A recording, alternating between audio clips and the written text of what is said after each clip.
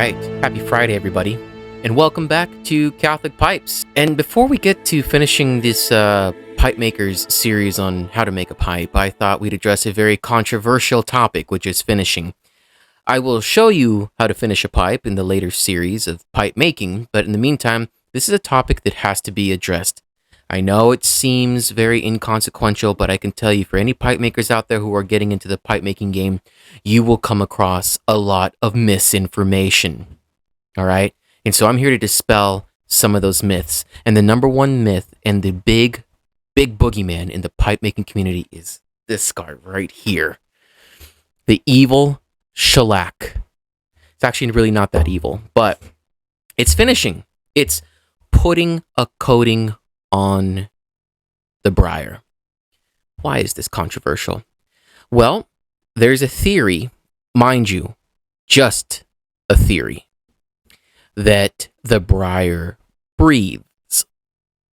Sounds odd, and in some cases this may be true for certain woods, but in the case of briar, it doesn't breathe in the way that people would like it to think that having a top coat on the pipe would cause any sort of effect. I've ran experiments here in the shop before where I have even used a vacuum chamber to try and pull liquid into the briar, and it barely makes a marginal difference from just laying something over the top. I mean, the briar is very, very, very dense. So where did this myth come from? I don't know. I really don't know. But if I had to make an educated guess, I would assume they would probably have to do with woodworkers and other disciplines of woodworking with various other woods that have come across this phenomenon of the wood needing to breathe and then applied it to pipes. But all wood is different. Briar is particularly dense. So finishing it with a top coat of some sort is actually going to probably do little to nothing to the smoking experience that you have. So why is finishing important, though? That's a really good question. You see, when you put your stain on your pipe, you want to make sure that stain stays in there, right? I mean, that makes sense. And the reality is the stain doesn't stay in the wood, because as we discussed, the stain doesn't penetrate very deeply, which means it's relatively all on the surface. So you're going to want to make sure that stain doesn't move, that when you put it in the pipe, it stays where you put it. And you're going to need a sealant of some sort. Now, there are two. There is shellac, and this is in a spray version. Every once in a while, I might use this for a sandblasted pipe. This stuff works really, really well. You can also go to your various suppliers out there. Raw Crafted, who it's owned and operated by Premolchetta. Phenomenal guy, phenomenal pipe maker, and a phenomenal distributor of product. Vermont Freehand is another good supplier of pipe making products by Steve Norse, another phenomenal gentleman in the pipe supplying world. But with Raw Crafted, they sell pretty much shellac in flakes that you can dilute yourself in an alcohol-based solution so you can create your own sealant. And the interesting part is that shellac is actually a relatively organic product. It's made from bugs. Essentially, the shells or exoskeletons of bugs is what is used to create shellac. But the way that I use shellac, I use shellac in a tight pinch when it comes to sandblasted pipes. Let's just say that I am in a deadline, in a rush. Maybe it's for a show. Maybe it's a deadline that I have to meet for a customer.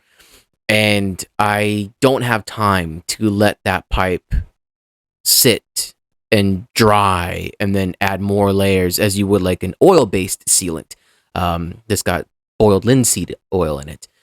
This is a great alternative. You just got to take your pipe, make sure everything is taped off that you don't want shellacked, and then you stand back and you give it a little spritz all over like that until you see a nice coating on it. And then once you put it down, in 30 minutes, that pipe is dry and ready to touch. Granted, I let it Don't spray aerosols in an enclosed space. Oh, that tastes bad. Back on topic. Let's get going. So yeah, might want a little bit longer than 30 minutes, but I mean it is good to go. It's good to transport. It's done. So I'd use that in a pinch. For me personally, though, I really like to use oil-based sealants that have boiled linseed inside of them. Now, there's people out there who have all sorts of various ones, but like your Danish oil, which has got the boiled linseed oil in it, it's really great, and the shellac. I personally like utilizing oil because I feel like it kind of gets into the briar a little bit better. And then after several coats, it really brings out a really nice shine. I mean, this little guy right here, if you can see, there's a really nice shine all the way around that. That is no buffing. That's not shellac. That is oil after about 3 or 4 coats. And it looks great, really brings out the detail, it helps the sandblast look wet, which is, I think, a really cool effect.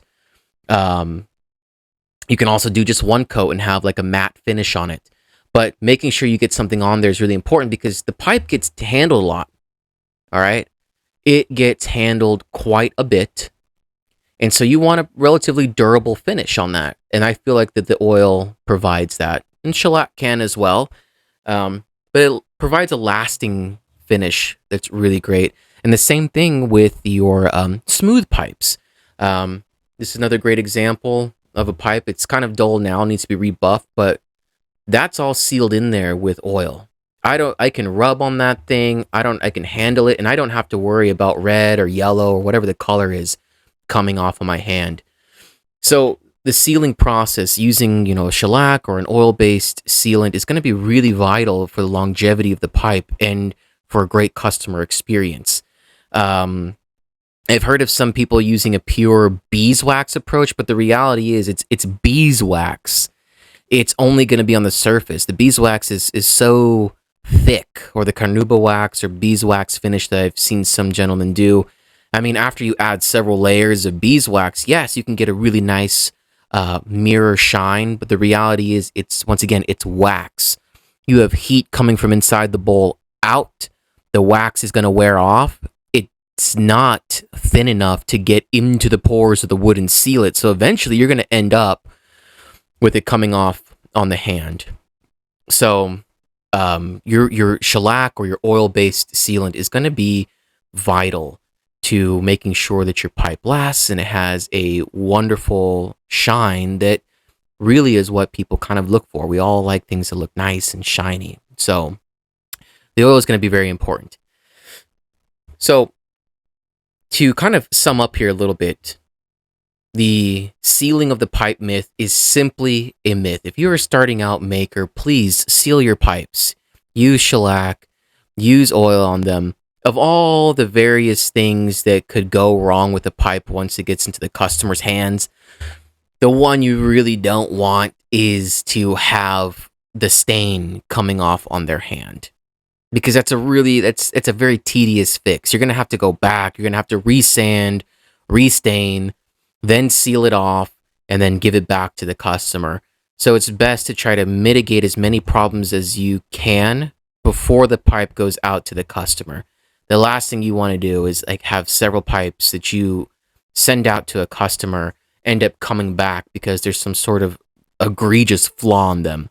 So making sure that you do your due diligence to make sure that your pipe making is clean, it's crisp, and that you've looked at as many details as you know how to look for before you send it off to your customer is going to be ideal. And making sure that the stain doesn't come off on their hands, it should be a given, but sometimes people don't know because they can get misinformation out there. And so we want to make sure that we clarify that a little bit. So we got the finishing of the pipes with the oil and the shellac. I think it's worth pointing out as well, because I know that there's probably going to be a secondary question. The sealing with the shellac and the oil, it only applies to briar. Some of you may be out there looking at bamboo pipes and seeing how shiny the bamboo is itself. There is nothing added to the bamboo. You leave that alone. That is just basic buffing. red, white, and then carnauba wax. Your buffing wheel and buffing compounds will smooth the bamboo out to a nice mirror finish. So you don't need to do anything to it. No shellac, no oil.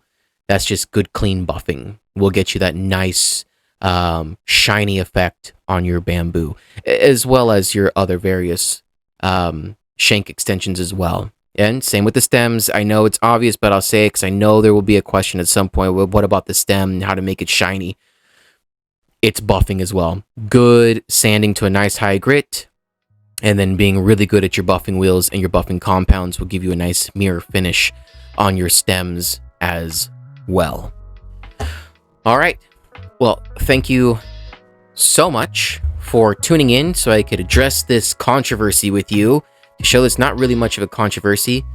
It's just a bunch of pipe myths. And you'll find a lot of that in the pipe community, not just in pipe making, but you'll find that in the pipe smokers realm as well. A lot of myths about tobacco that swirl around in that group as well. So always keep an ear out.